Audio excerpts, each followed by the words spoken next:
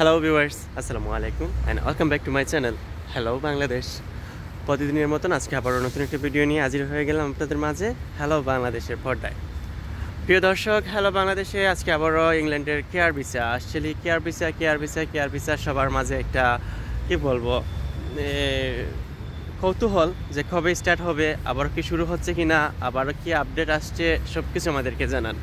So প্রিয় দর্শক, care visa নিয়ে লাস্ট দুই একটা ভিডিও দিয়েছি এবং ওইগুলো থেকে একটা ভিডিওতে একটু রেসপন্স পাইছি এবং সেটাতে দুই একটা কমেন্ট এসেছে। সেই কমেন্টগুলো নিয়ে আমার আজকের ভিডিও সত্যি কেয়ার ভিসা আবারও চালু হচ্ছে কি না অ্যান্ড চালু হওয়ার কোনো সম্ভাবনা আছে কি না এবং চালু হলে কবে নাগাদ চালু হতে পারে সেই সব তথ্য জানাবো হ্যালো বাংলাদেশের পর্দায়। ফুল ভিডিও কন্টিনিউ করবেন প্রিয় চ্যানেল হ্যালো বাংলাদেশের সাথে। আর ফার্স্ট টাইম ভিজিট করে থাকলে অবশ্যই চ্যানেলটাকে সাবস্ক্রাইব করে রাখতে কিন্তু ভুলবেন না।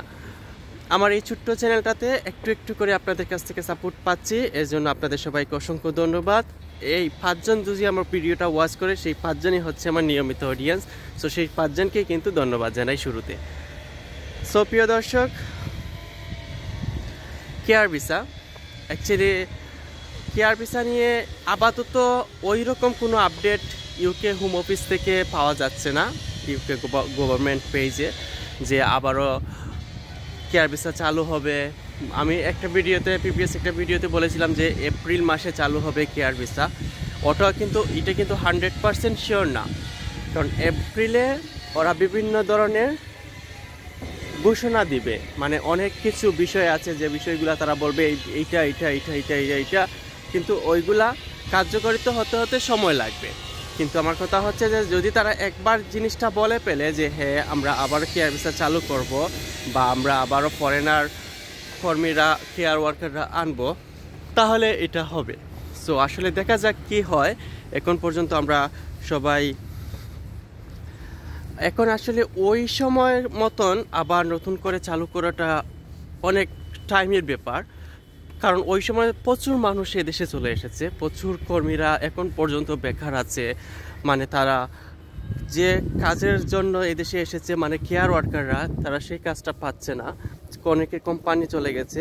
সো সব কিছু মিলিয়ে এখন যদি যে কোনো কোম্পানি নতুন করে গজ ইস্যু করে তারা কোনো মানুষ আনতে চায়, সেক্ষেত্রে তারা হোম অফিসের কাছে জবাবদিহিতা করতে হবে যে তোমরা এই দেশে থাকাকালীন যারা আছে, যারা কাজ পাচ্ছে না, যাদের কোম্পানি চলে গেছে, তাদেরকে তোমরা সুযোগ না দিয়ে তোমরা কেন বাংলাদেশ থেকে মানুষ নিয়ে আসলা। সরি, অনলি নট বাংলাদেশ, মানে বিভিন্ন ফরেনার দেশ থেকে, লাইক আমাদের কি বলে ইন্ডিয়া, পাকিস্তান, মানে সব কান্ট্রি থেকেই আর কি। সো এটা একটা বিষয়, এজন্য আর কি নতুন করে বাংলাদেশ থেকে, আমি যেহেতু বাংলাদেশিদের জন্য ভিডিও করি, সো বাংলাদেশ থেকে কেয়ার ওয়ার্কাররা আসাটা আসলে একটু কি বলবো অত ইজি না এখন বর্তমানে। এখন আগের মতন আর ওরকম ভিসা ছাড়বে না। আর হ্যাঁ, সবাইকে বারবার বলছি দালালের হাত থেকে সাবধান। দালালরা অনেককেই বলছে যে কেয়ার ভিসা চালু আছে, কস দিব, কস ইস্যু করবো, এটা সেটা। সো এগুলা থেকে একটু সাবধান হয়ে থাকবেন আপনারা, কারণ টাকা পয়সা একবার দালালের হাতে চলে গেলে সেটা আর পাওয়া এত ইজি না, টু টাফ।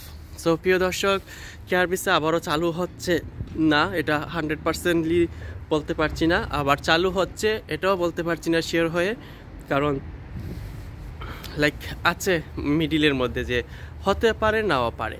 কারণ এখন যদিও আনে একদম জেনুইন কিছু কস ইস্যু হবে এবং পরিপূর্ণতার সাথে যাতে ওয়ার্কাররা এদেশে এসে যে জন্য আসছে সেই কাজটা পায়, সব কিছু ঠিকঠাক থাকে, এরকম আসবে। এবং দেশেও আসার ব্যাপারে অনেক প্রসেসিং আছে, অনেক ইন্টারভিউ সব কিছুর পর তারপর আপনারা আসতে পারবেন স্বপ্নে শহর ইউকেতে। সো প্রিয় দর্শক, হ্যালো বাংলাদেশের আজকে ভিডিওটা এ পর্যন্তই। দেখা হবে পরবর্তী এপিসোডে। সে পর্যন্ত ভালো থাকুন, সুন্দর থাকুন, সুস্থ থাকুন। হ্যালো বাংলাদেশের সাথেই থাকুন। আল্লাহ হাফিজ, বাই বাই।